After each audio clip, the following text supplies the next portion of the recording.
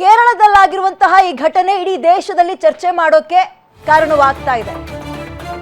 ಹಿಂದೂ ದೇವಸ್ಥಾನಗಳ ಸುಪ್ರಭಾತಕ್ಕೆ ಕೇರಳದಲ್ಲಿ ಹಾಕಿದ್ರೆ ಇವ್ರುಗಳು ಮತ್ತೊಂದ್ಸಲ ಅಧಿಕಾರಕ್ಕೆ ಬಂದ್ರೆ ಕೊಕ್ಕೆ ಹಾಕ್ತಾರಾ? ಲೌಡ್ ಸ್ಪೀಕರ್ ಭಕ್ತಿಗೀತೆಗಳಿಗೆ ಬ್ರೇಕ್ ಬಿದ್ರೆ ಸಹಜವಾಗಿ ಕಾಡು ಪ್ರಶ್ನೆ ಆಜಾನ್ ಕಥೆ ಏನು ಅಂತ. ದೇವರ ನಾಮ ಸ್ಮರಣೆಗೆ ಸಿಟ್ಟು ಯಾಕೆ? ಹಿಂದೂಗಳೇ ಟಾರ್ಗೆಟ್ ಆದ್ರ? ಎಡವಟ್ಟಿನ ನಡೆ ಗಮನಿಸಿ, ಎಡವಟ್ಟಿನ ನಡೆ. ದೇವರ ನಾಡಲ್ಲಿ ಧಾರ್ಮಿಕ ಸಂಪ್ರದಾಯದ ವಿರುದ್ಧ ಧ್ವನಿ ಯಾಕೆ? ಮಲಪ್ಪುರಂ ಮಹಾವಿಷ್ಣು ದೇವಸ್ಥಾನದ ಸುಪ್ರಭಾತವನ್ನ ನಿಲ್ಲಿಸಿ ಅಂತ ಆಗ್ರಹ. ಹಿಂದೂ ದೇವಾಲಯಗಳನ್ನ ಟಾರ್ಗೆಟ್ ಮಾಡಿದ್ರ ಹಾಗಾದ್ರೆ ಕಾಂಗ್ರೆಸ್ ಮತ್ತು ಮುಸ್ಲಿಂ ಲೀಗ್? ಹಿಂದೂ ದೇವಸ್ಥಾನಗಳ ಸುಪ್ರಭಾತಕ್ಕೆ ಹಾಗಾದ್ರೆ ಕೇರಳದಲ್ಲಿ ಇನ್ನು ಮುಂದಕ್ಕೆ ಕೊಕ್ಕೆ ಹಾಕ್ತಾರಾ? ಸುಪ್ರಭಾತವನ್ನು ವಿವಾದ ಮಾಡ್ತಾ ಇದ್ದಾರೆ.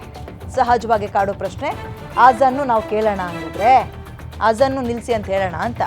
ಇಲ್ಲಿ ತನಕ ಇಲ್ದೇ ಇರುವಂತಹ ಚರ್ಚೆಗಳು ಈಗ ಯಾಕೆ ಎಷ್ಟೊಂದು ಸದ್ದು ಮಾಡ್ತಾ ಇದೆ? ಮೊನ್ನೆ ಲೋಕಲ್ ಎಲೆಕ್ಷನ್ ಅಲ್ಲಿ ಆಯಿತು, ಎಲೆಕ್ಷನ್ನ ಸೆಲೆಬ್ರೇಷನ್ ಅಲ್ಲಿ ಈ ಧ್ವನಿ ಎತ್ತಿದ್ದಾರೆ, ಈ ಸೌಂಡ್ ಕೇಳಿ ಬರ್ತಾ ಇದೆ. ಮೊನ್ನೆ ನೋಡಿದ್ರೆ ತಮಿಳ್ನಾಡಿನಲ್ಲಿ ದೀಪ ಹಚ್ಚೋ ವಿಚಾರಕ್ಕೆ ಗಲಾಟೆ, ತಕರಾರು, ನ್ಯಾಯಾಧೀಶರನ್ನೇ ಪದಚ್ಯುತಿಗೊಳಿಸಬೇಕು ಅನ್ನೋ ಹಂತಕ್ಕೆ ಹೋಗ್ತಾರೆ.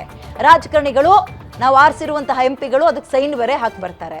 ಅದು ಮುಗೀತು ಅನ್ನೋ ಅಷ್ಟರಲ್ಲಿ ಕೇರಳದಲ್ಲಿ ಹಿಂಗೆ ಹೋಗಿ ಅದ್ರಲ್ಲೂ ಹೇಳಿ ಕೇಳಿ ದೇವರ ನಾಡು ಅಂತ ಕರೀತಾರೆ. ಮೂಲೆ ಮೂಲೆಗೂ ದೇವಸ್ಥಾನಗಳು ಸಿಗ್ತವೆ. ಪುಟ್ಟ ರಾಜ್ಯ ಆದ್ರೂ ಸಂಪ್ರದಾಯ ದೇವರು ಅಂತ ಬಂದಾಗ ಬಹಳ ಅತ್ಯದ್ಭುತ ಸಂಸ್ಕೃತಿಯನ್ನ ಹೊಂದಿರುವ ರಾಜ್ಯ ಕೇರಳ.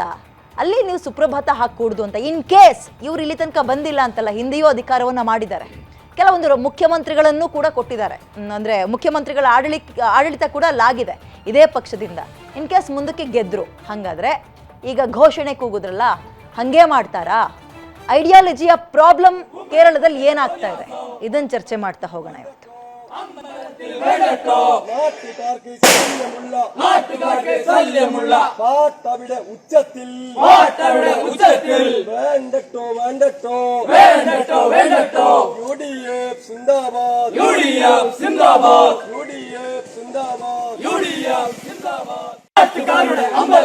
കുമ്മിടിക്കുട്ടന്റെ തോന്നിയാസം അമ്പലത്തിൽ വേണ്ടട്ടോ